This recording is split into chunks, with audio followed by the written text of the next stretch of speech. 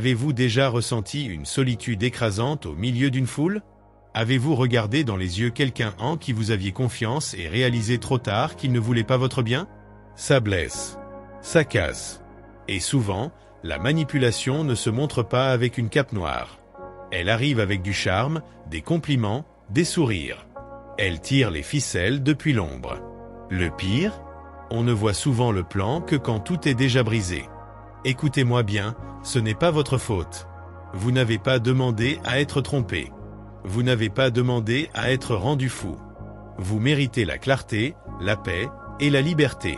Ce soir, parlons de liberté, liberté de la peur, de la confusion, du doute. Voici comment déjouer les manipulateurs, pas avec de la violence, mais avec des outils simples, concrets, puissants. Prêts? Entrons dans la lumière. 1. Le pouvoir du silence. Les manipulateurs prospèrent dans le bruit. Ils veulent vous déstabiliser, vous pousser à vous justifier jusqu'à l'épuisement.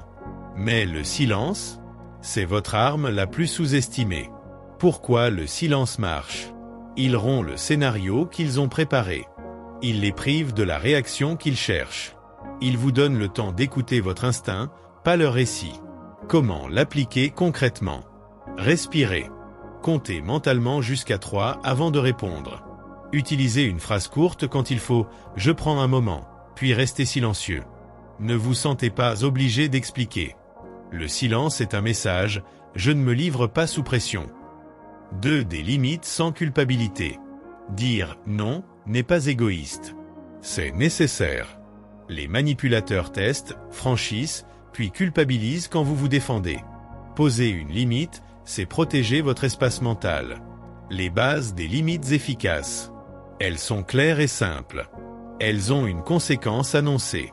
Elles sont appliquées immédiatement et sans drama. Formule pour poser une limite, exemple parlé. Non, je n'accepte pas qu'on me parle comme ça. Je ne peux pas répondre à ce ton. Nous en discuterons quand tu seras respectueux, Si ce comportement continue, je prendrai mes distances. Comment gérer la culpabilisation, le piège classique? Répondre calmement, je comprends que tu sois contrarié. Ma décision reste la même. Ne pas entrer dans le débat moral, la discussion sur qui a raison est secondaire. Ce qui compte, c'est votre paix. Préparez à l'avance une conséquence réaliste et exécutable. Réduction des appels, séparation d'espace, limiter les sujets. Exemple situationnel, script vocal. Quand tu élèves la voix pour me faire sentir coupable, je mets une limite. Je raccroche si ça continue. Ce n'est pas une punition, c'est ma protection. Astuce pratique. Rédige 3 phrases limites que vous pouvez dire en 10 secondes. Apprenez-les jusqu'à ce qu'elles deviennent naturelles. 3. Reconnaître le gaslighting. Le gaslighting, c'est la tentative de vous faire douter de votre mémoire, de votre perception, de votre santé mentale. Les phrases type « tu exagères, ça n'est jamais arrivé, tu es trop sensible ». Leur but, vous rendre malléable. Signe clair. Vous hésitez à raconter un événement et la personne le nie systématiquement. Vous vous surprenez à demander « est-ce que j'ai tort ?» alors que vous étiez sur « eux ». Vos amis remarquent que vous vous excusez sans raison. Outils pour vous ancrer. Tenir un journal, date, mots, message. Ce n'est pas par paranoïa, c'est pour garder votre histoire intacte. Conservez des preuves, capture d'écran, texto, enregistrement, légal selon pays. En parler à une personne de confiance. Vérifiez votre réalité avec un témoin externe affine votre jugement. Phrase pour répondre au gaslighting. Mon souvenir est différent. Pour moi, c'est arrivé comme ça. Quand tu dis que ça n'est jamais arrivé, ça me déstabilise. J'ai besoin qu'on parle calmement des faits. Je crois ce que j'ai vécu. Ne pas essayer de convaincre l'autre personne. Les manipulateurs savent souvent manipuler la logique et retourner les preuves. Votre priorité, vous protéger et préserver votre perception. Avertissement prudent. Si tu te sens menacé, isolé ou en danger, contacte une personne de confiance, un professionnel ou une ligne d'assistance locale. Ta sécurité passe avant tout. 4. Croire les actions, pas les mots. Les mots sont beaux. Les promesses brillent. Mais un manipulateur excelle à dire exactement ce que vous avez besoin d'entendre pour ensuite agir à l'opposé. Le secret? Arrêtez d'écouter les promesses. Observez les comportements. Exemple concret. Il dit « Je vais changer ». Mais rien ne change. Elle dit « Je respecte ton espace ». Mais envahit vos limites dès le lendemain. Il dit « Je t'aime ». Mais vous rabaisse régulièrement.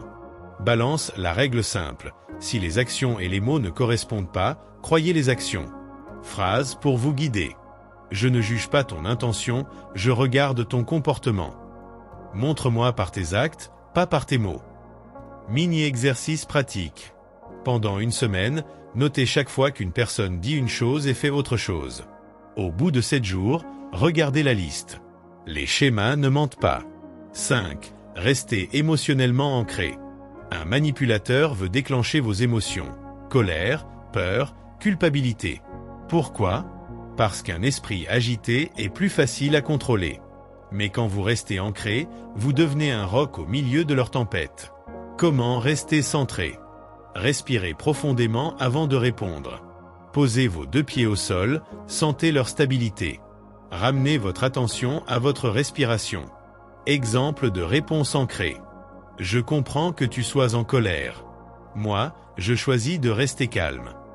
Astuce puissante, la pause consciente. Entre une attaque et votre réponse, insérez 3 secondes de silence. Ce laps de temps, minuscule en apparence, est un bouclier invisible. Phrase pour renforcer l'ancrage.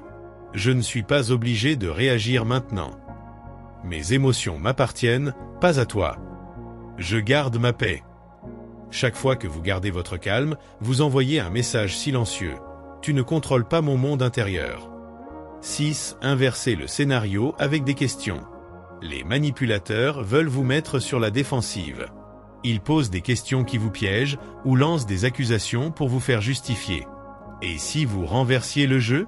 Une simple question bien placée peut les désarmer. Exemple puissant. Pourquoi penses-tu que c'est acceptable? Que essaies-tu vraiment de dire? Qu'est-ce que tu attends exactement de moi? Ces questions font 2 choses. Elles obligent le manipulateur à s'expliquer.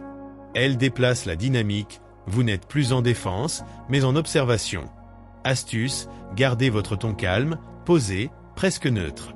La force n'est pas dans le volume, mais dans la clarté. Exemple dialogué. Manipulateur, tu es trop sensible, tu exagères toujours. Vous, silence 2 secondes, qu'est-ce que tu veux dire exactement par toujours? Ici, vous ne criez pas. Vous plantez un miroir. Le masque commence à se fissurer. 7. Partir avec dignité. Parfois, la stratégie la plus puissante est la plus silencieuse. Partir. Pas dans un éclat de colère, mais avec calme et clarté. Vous n'avez pas besoin de hurler pour marquer une frontière. Vous pouvez simplement vous lever et sortir. Pourquoi c'est si puissant? Parce que vous retirez ce dont ils se nourrissent, votre énergie émotionnelle. Parce que vous prouvez que votre paix vaut plus que leur chaos. Parce que vous reprenez le contrôle ultime, celui de votre présence. Phrase pour accompagner le départ. Je ne veux plus participer à cette discussion. J'ai pris ma décision, je me retire. Ce n'est pas pour te punir. C'est pour me protéger. Chaque pas que vous faites loin d'un environnement toxique est un pas vers votre liberté intérieure. Vous n'êtes pas ici pour être une marionnette. Vous n'êtes pas ici pour vivre dans la peur, ni pour marcher sur des œufs. Vous êtes ici pour avancer avec audace, clarté et vérité. En pratiquant le silence, en posant des limites, en reconnaissant le gaslighting, en croyant les actions, en restant ancré, en posant des questions et, si nécessaire, en partant avec dignité, vous reprenez votre pouvoir. Les manipulateurs perdront leur emprise, car vous ne jouez plus leur jeu. Rappelez-vous, vous êtes la lumière. Et personne n'a le droit de l'éteindre. Alors, tenez-vous droit. Respirez profondément. Marchez dans votre vérité. Et vivez libre.